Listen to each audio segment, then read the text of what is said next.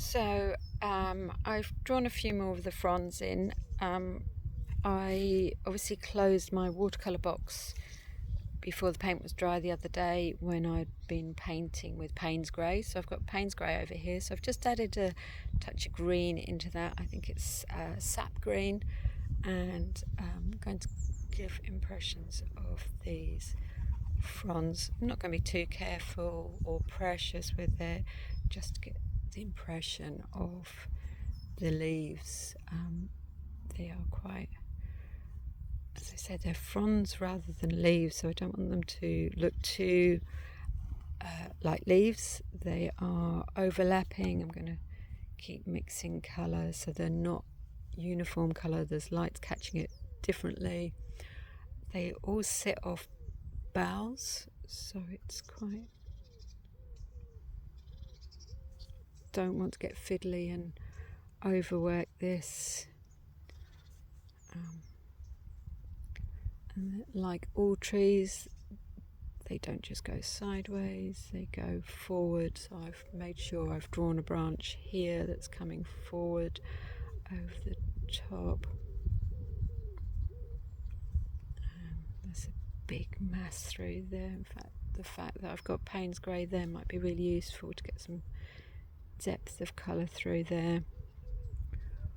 Show that a bit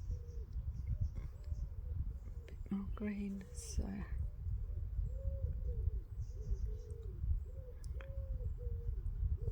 oops, not quite sure what happened there. So let's pay attention to what I'm doing. So I was looking at the hedge behind it rather than the branches themselves. Just notice there are berries at the end of some of them, so I'll try and capture that in a moment.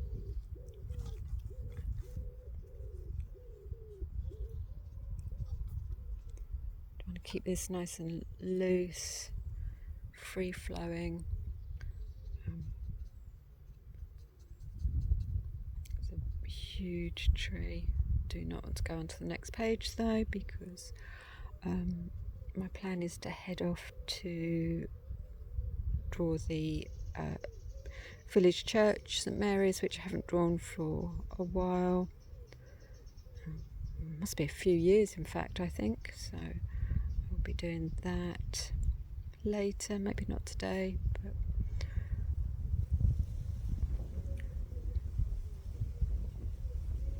so the thing with trees is you've got to keep the air, keep the spaces between. They're not a solid mass, although we tend to think of them in some, when we look at pictures like that. Use some of that Payne's Grey to get some depth.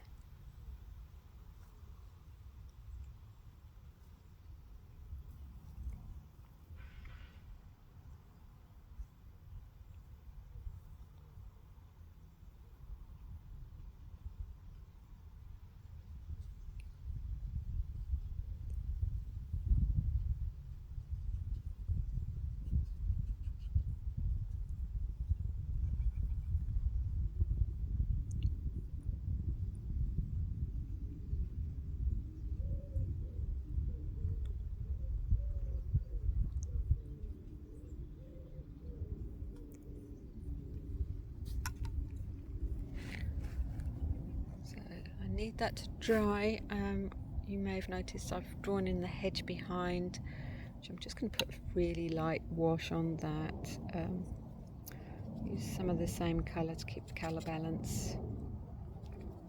So that I've just mixed over here sap green and a light green, but I do need this area here to dry just a tiddly bit more. Right, so hedge comes through here. So a tree growing through the hedge. Just putting a wash through there. Give you the. This is the boundary hedge for the cemetery.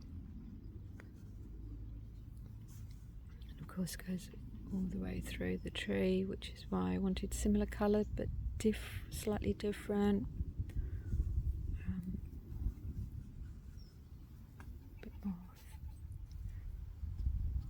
need to check what colour that is. It's a Sennelier watercolour. Can't remember what colour it is though. So.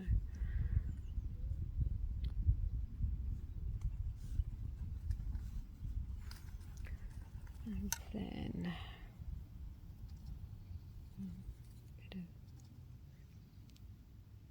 got an ant on my page. So we've got this. It's probably still wet, but I'll let it bleed because that's the nature of the leaves. Are all bleeding into each other. You can't really distinguish one tree from another.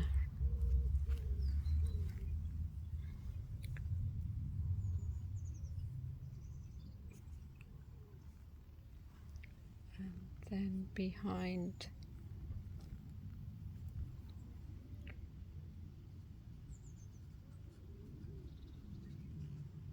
can't really see that tree because there's trees everywhere, which is great. It's the joy of being in the countryside.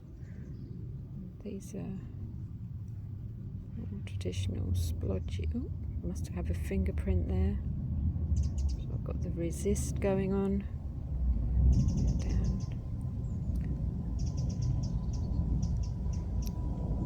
And the yellow of the initial wash is just harmonising everything. And just a little bit of colour down the bottom here on the ivy. I think I'm just going to have to call them weeds because it doesn't look like an ivy. I felt from not paying enough attention to what I was doing.